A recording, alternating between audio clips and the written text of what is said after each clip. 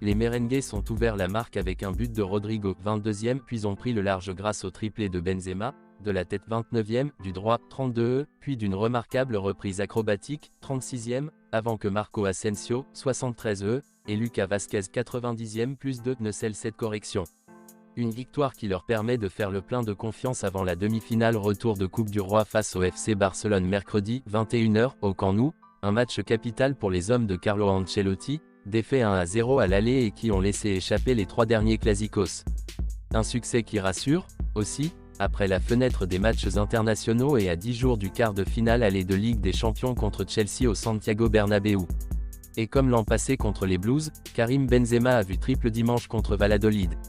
Après le premier but signé Rodrigo, le goléador français a conclu de la tête un centre servi au second poteau par Vinicius 29e, puis a crocheté un défenseur avant de décocher une frappe limpide depuis l'entrée de la surface 32e, avant de conclure son triptyque par ce bijou de reprise de volée du droit, dos au but 36e.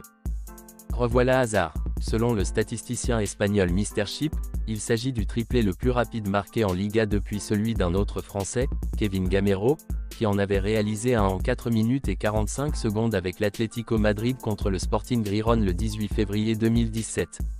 Et encore, l'avant-centre était tout proche du quadruplé, mais sa reprise brossée du droit n'a fait qu'effleurer le montant droit de Sergio Asenjo à la 40e minute.